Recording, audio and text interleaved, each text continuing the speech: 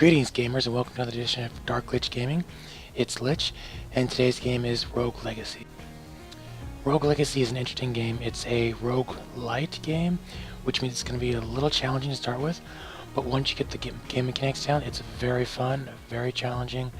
The main interesting mechanic about it is that anytime that you die, you restart as a different character in the line of the family that you're playing as. You're just out to avenge one guy who gets to the Fountain of Youth, and your quest is to go up and stop him. Now, to get to the final boss, you do have to traverse 4 different areas: the castle, the forest, the tower, and the Land of Darkness. Each different level does have different enemies. They're not all as... The areas themselves are quite small. It takes about a total of 45 minutes to run through the forest, through the Land of Darkness, just for a quick cash run. Having small maps does not hurt the game at all. In fact, it actually helps it. The main thing is that when you die, you have 2 options upon entering the castle. You can either talk to the architect, who I'll go over later, or you can walk straight in the door, and the castle will reset to a completely new random map. As I mentioned earlier, when you do die, you start off with a new character, because it is a child from the same family. You get to pick the class. It has different traits, different maps. The characters themselves don't actually have a level. Instead, you purchase the upgrades through either destroying objects, finding golden chests, or killing monsters.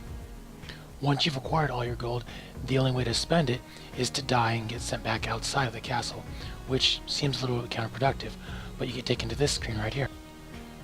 From here, you spend all the gold that you have to either increase damage, health, purchase new classes, increase carrying capacity, you know, the standard upgrades for any RPG game out there. Eventually your castle looks just like this. There are quite a few upgrades that are rather required to get through the game. The first one is the blacksmith. He will forge items for you, just like a blacksmith should. However, you do need to find his blueprints for the items scattered throughout the castle in different chests. The enchantress, who will add runes to your items, 1 rune per item. And just like the blueprints for the weapons, runes are found in chests. There's the architect, who will lock down the castle for a small sum of gold, about 40% or so of the gold that you earn. This can save you time if you have a certain room you want to farm, or if you just want to go straight to the boss the next time you start the castle up. And then finally there's Charn the Gatekeeper, who takes all of your gold unless you buy the upgrades to grant you re-entry to the castle. As I mentioned earlier, each character has their own different traits. A character with ADD moves faster than normal characters. There's also dwarfism to get into smaller places, and vertigo turns the screen upside down, while traits like colorblind make the screen black and white, and nostalgia gives it kind of the yellowish orange film grain look from, you know, the 1920s or whatever. Overall, the game's great. Really, I can't find too much wrong with it. However, stuff like the Headless Horseman right here, the AI is supposed to run from one side of the screen to the other, but because it gets stuck on the screen exit, just stays there into the small little loop. As I mentioned earlier, the castle is randomly generated when you go in there each time, unless of course you lock it down. I did notice a few problems with the castle being randomly generated a few times. It wasn't anything major though. Occasionally enemies were trapped in the floor or inside of walls. And after about 20 to 25 hours of gameplay, I only noticed about 1 texture out of place. I know it doesn't sound like a huge thing to gripe about, but really for something that's being randomly generated every time, I'd say that's a good job on a little indie title.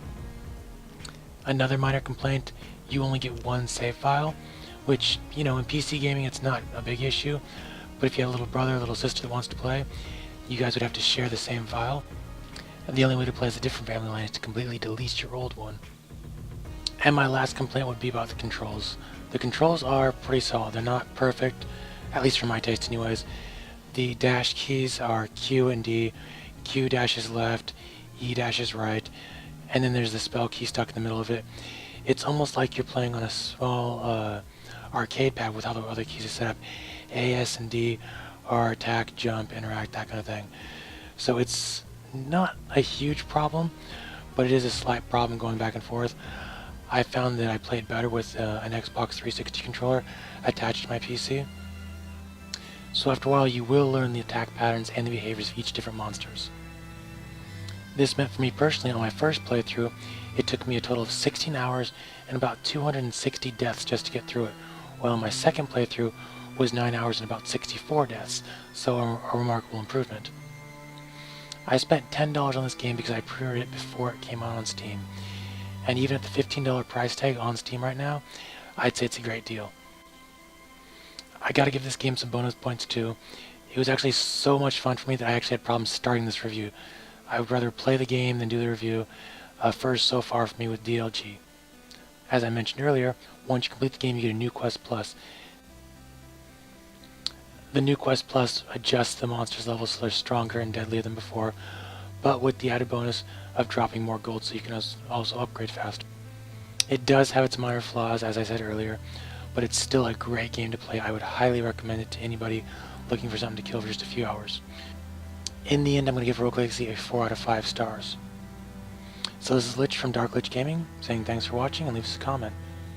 And don't forget to subscribe to our channel as well.